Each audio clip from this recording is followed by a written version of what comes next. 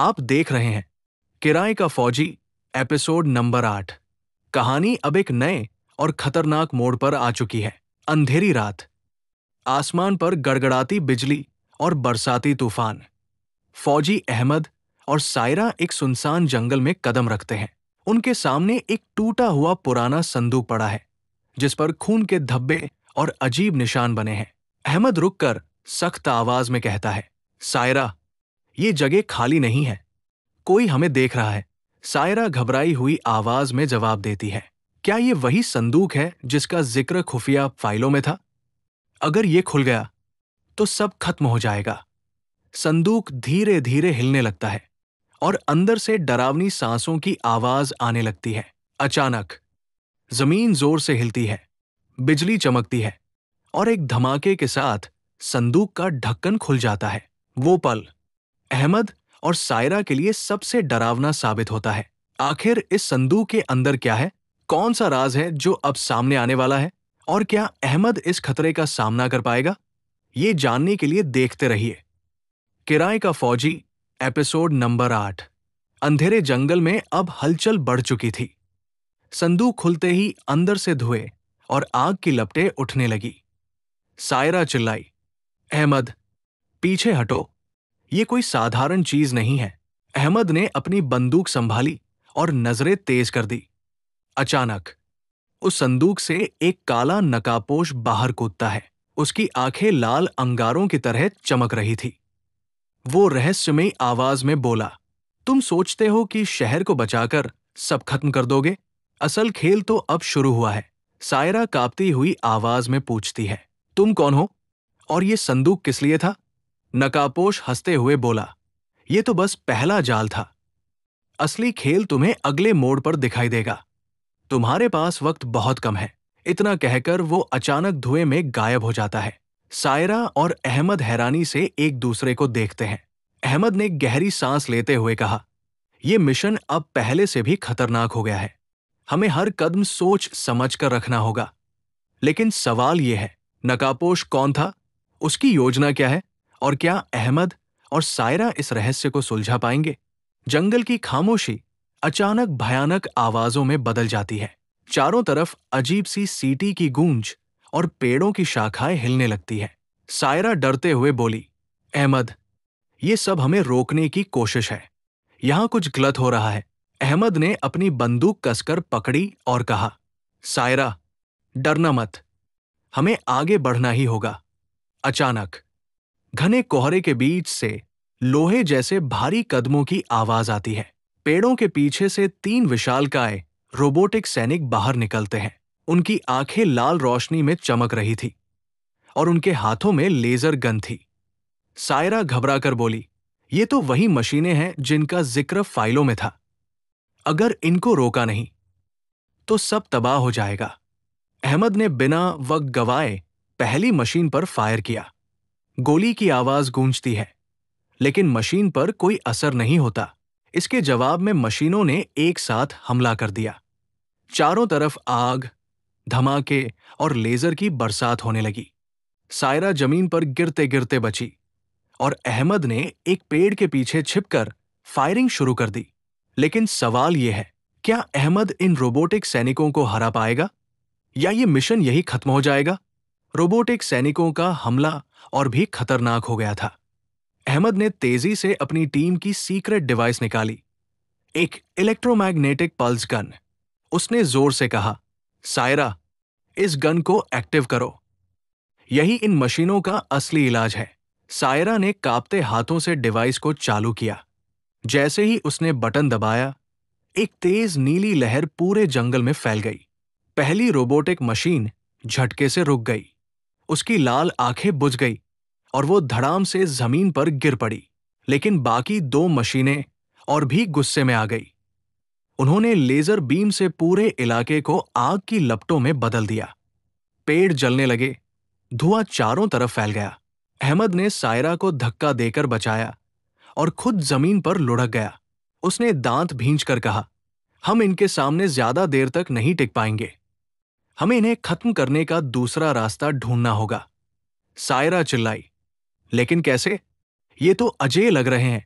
इसी बीच एक रहस्यमयी छाया पेड़ों के पीछे से प्रकट होती है। वो कौन है? मददगार या नया दुश्मन? रोबोटिक सैनिकों का हमला और भी खतरनाक हो गया था। अहमद ने तेजी से अपनी टीम की सीक्रेट डिवाइस निकाली, एक इलेक्ट्रोमैग्नेटिक पल्स गन। उसने जोर से कहा, सायरा, इस गन को एक्टिव करो। यही इन मशीनों का असली इलाज है। सायरा ने कांपते हाथों से डिवाइस को चालू किया। जैसे ही उसने बटन दबाया, एक तेज नीली लहर पूरे जंगल में फैल गई। पहली रोबोटिक मशीन झटके से रुक गई। उसकी लाल आंखें बुझ गई और वो धड़ाम से जमीन पर गिर पड़ी। लेकिन बाकी दो मशीनें और भी गुस्से में आ गई। उन्होंने लेजर बीम से पूरे इलाके को आग की लपटों में बदल दिया। पेड़ जलने लगे, धुआं चारों तरफ फैल गया। अहमद ने सायरा को धक्का देकर बचाया और खुद जमीन पर लुढ़क गया। उसने दांत भींचकर कहा, हम इनके सामने ज्यादा देर तक नहीं टिक पाएंगे। हमें इन्हें खत्म करने का दूसरा रास्ता ढूंढना होगा। सायरा चिल्लाई, लेकिन कैसे? ये तो अजेय लग रहे हैं। इसी बीच एक रहस्यमयी छाया पेड़ों के पीछे से प्रकट होती है। वो कौन है? मददगार या नया दुश्मन? अहमद और सायरा बुजुर्ग की बात मानकर जंगल की गहराइयों की ओर बढ़ने लगे। चारों तरफ अंधेरा, धुआं और अजीब सी सरसराहटें। हर कदम पर खतरे का एहसास बढ़ता जा रहा था। सायरा ने धीमी आवाज में कहा, अहमद, क्या तुम्हें लगता है कि हम उस पर भरोसा कर सकते हैं? अहमद ने जवाब दिया, अभी हमारे पास कोई और रास्ता नहीं है। अगर वो सच कह रहा है तो वही हमारी आखिरी उम्मीद है। जैसे ही वो आगे बढ़े, जमीन अचानक हिलने लगी। पेड़ों की जड़ों से चमकती हुई लोहे की जंजीरें निकलकर उनके पैरों को पकड़ने लगी। सायरा घबराकर चिल्लाई, ये क्या है? ये जंगल जिंदा है। अहमद ने पूरी ताकत से जंजीरों को तोड़ने की कोशिश की, लेकिन हर कोशिश नाकाम। तभी बुजुर्ग की आवाज गूंजी, सिर्फ ताकत से नहीं, विश्वास से निकलोगे। आंखें बंद करो और अपने मकसद को याद करो। अहमद ने आंखें बंद की और धीमी आवाज में कहा, हम इस शहर की आखिरी उम्मीद है, हमें हार नहीं माननी। जैसे ही उसने ये कहा, जंजीरें अचानक टूट गई और जमीन शांत हो गई। सायरा ने हैरानी से देखा और बोली, ये जंगल हमें परख रहा था। क्या हम सच में इसके लायक हैं या नहीं? लेकिन सवाल यह है, क्या जंगल की ये परीक्षा पार करने के बाद भी उनका रास्ता आसान होगा? या असली खतरा अब शुरू होने वाला है? जंगल की परीक्षा पार करने के बाद अहमद और सायरा और भी गहराई में पहुंचे। दूर से अब उन्हें नीली रोशनी आसमान की तरफ उठती दिखाई दी। सायरा ने उत्साहित होकर कहा, अहमद, ये वही टॉवर होगा। देखो, वही ऊर्जा का स्रोत। लेकिन अहमद की नजरें सतर्क थी। उसने धीरे से कहा, सायरा, इतना आसान नहीं है। अगर ये असली कंट्रोल टॉवर है तो इसकी रखवाली भी जरूर होगी। जैसे ही वो करीब पहुंचे, अचानक जमीन से दर्जनों नकाबपोश सैनिक उभर आए। हर एक के हाथ में चमकती तलवारें और हाईटेक शील्ड थी। सायरा ने घबराकर कहा, ये तो इंसान भी नहीं लगते। ये कौन है? अहमद ने दांत भींचते हुए जवाब दिया, ये हाइब्रिड वॉरियर्स है, आधे इंसान आधे मशीन। इनको हराना आसान नहीं होगा। नकाबपोश सैनिक एक साथ चिल्लाए और हमला बोल दिया। चारों तरफ धातु की टकराहट, तलवारों की चमक और गोलियों की गूंज फैल गई। सायरा जमीन पर गिरते गिरते बची और अहमद ने तुरंत अपनी बंदूक बदलकर प्लाज्मा गन निकाल ली। उसने फायर किया और पहली बार एक हाइब्रिड सैनिक जमीन पर गिर पड़ा। लेकिन बाकी सैनिक और भी तेज हो गए। उनकी आंखें और लाल चमकने लगी। अब सवाल यह है, क्या अहमद और सायरा इन हाइब्रिड वॉरियर से बचकर टॉवर तक पहुंच पाएंगे या उनका मिशन यही खत्म हो जाएगा? अहमद और सायरा ने हाइब्रिड वॉरियर्स के खिलाफ लड़ाई जारी रखी। गोलियों और तलवारों की टकराहट चारों तरफ गूंज रही थी। सायरा ने घबराकर कहा, अहमद, इनकी ताकत बढ़ती जा रही है, हमें जल्दी करना होगा। अहमद ने गंभीर स्वर में जवाब दिया, हमारे पास और समय नहीं है। टॉवर तक पहुंचना ही हमारी आखिरी उम्मीद है। जैसे ही वो आगे बढ़े, अचानक टॉवर के चारों तरफ सुरक्षा ड्रोन्स घूमने लगे। नीली लाइट्स की तेज चमक जंगल को उजागर कर रही थी। अहमद ने अपनी योजना बनाई। सायरा, तुम पहले टॉवर की सुरक्षा डिवाइस को डिसेबल करो। मैं पीछे रहकर सैनिकों को रोकता हूं। सायरा ने हिम्मत जुटाई और तेजी से टॉवर की तरफ बढ़ी। उसने डिवाइस पर हाथ रखा और अचानक अलार्म बज उठे। सिक्योरिटी ड्रोन्स ने उन पर हमला कर दिया। अहमद ने अपनी पूरी ताकत से सैनिकों को रोकने की कोशिश की।